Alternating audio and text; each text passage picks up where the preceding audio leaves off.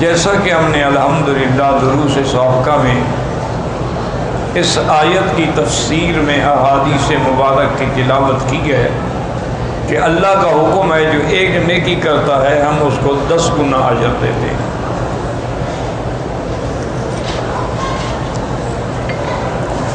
اور کبھی اللہ تبارک و تعالیٰ اس کو 10 گنا کے بجائے 700 گنا ثواب بھی دیتے ہیں، اور کبھی اللہ تبارک و تعالیٰ اس کو حرمت مکان کے اعتبار سے، جیسے مسجد الحرام ہے تو وہاں ایک نماز کا 1,00,000 کا ثواب دیتے ہیں۔ اسی طرح کبھی حرمت زمان ہوتی ہے کہ ایک رات جو ہے لیلۃ القدر کی، جس نے اس میں اللہ کے لیے خالص عبادت کی 1000 مہینے کی عبادت سے بڑھا دیتے ہیں۔ تو یہ اللہ تبارک و تعالیٰ کے انعامات ہیں اپنے بندوں کو۔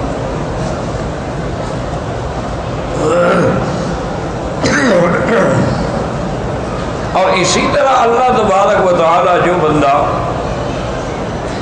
حج کے لیے پیدل جاتا ہے تو اس کو ہر قدم پر 700 حرم کی نیکیوں کا ثواب دیتے ہیں۔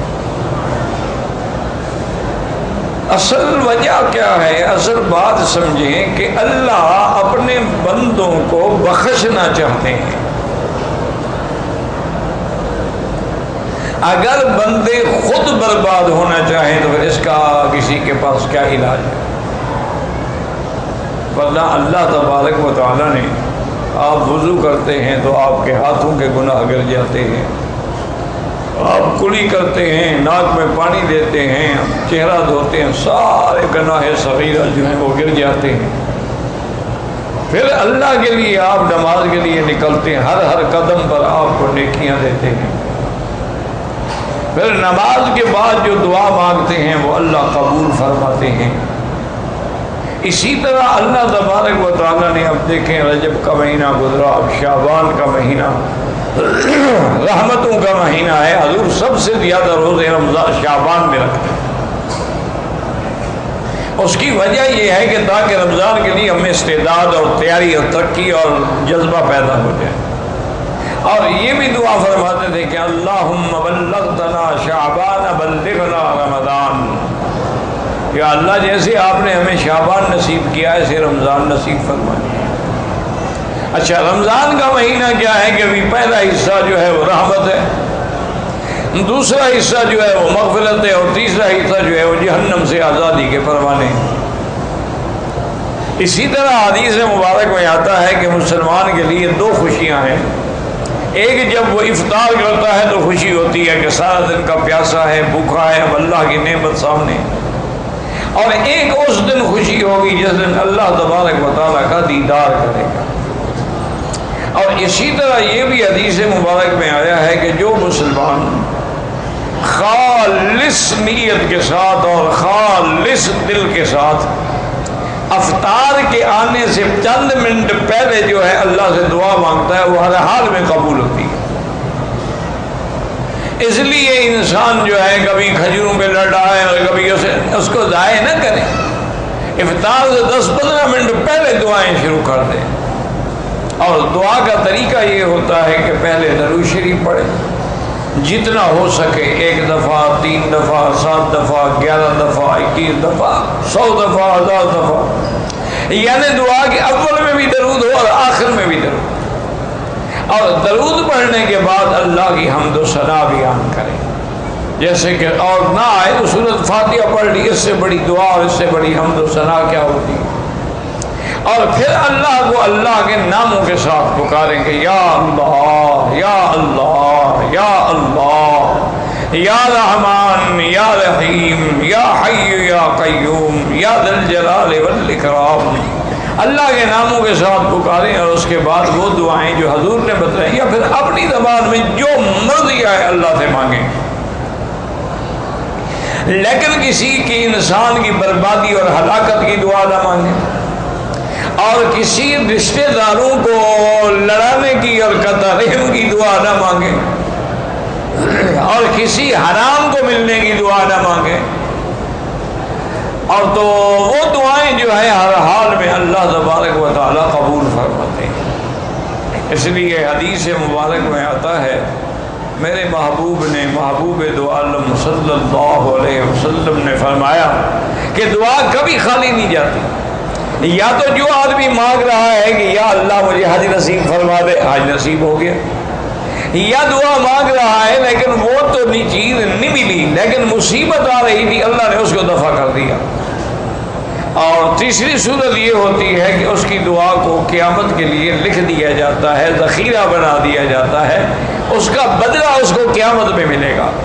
تو جب قیامت میں دعاؤں کا بدلہ ملے گا وہ کہے گا یا اللہ کاش میری دنیا میں کوئی دعا بھی منظور نہ ہوتی، آج ہی سارے مجھے بدلے مل جاتے۔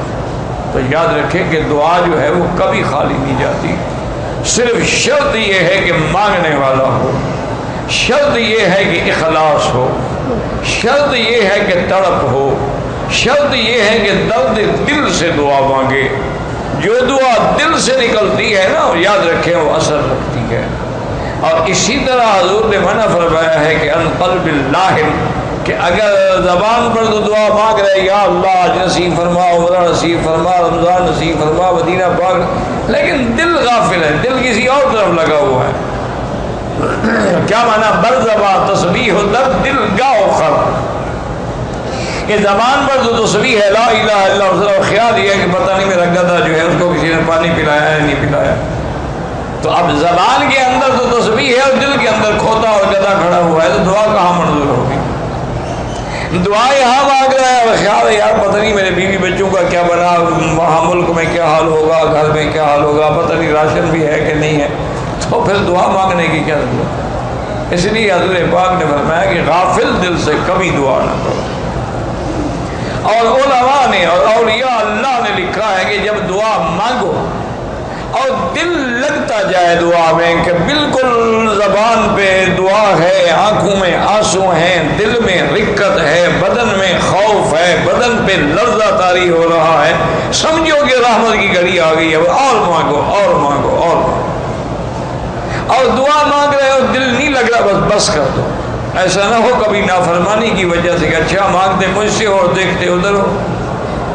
اب دیکھیں نا مثال کے طور پر آپ کسی بادشاہ کے سامنے یا گورنر کے سامنے یا حاکم کے سامنے کھڑے ہو کے بات کریں، بات اس سے کریں اور دیکھیں اس طرف، تو وہ کہے گا یہ کون ہے بے وقوف، نکالو اس کو مجلس سے، بات مجھ سے کر رہا ہے اور دیکھ ادھر رہا ہے۔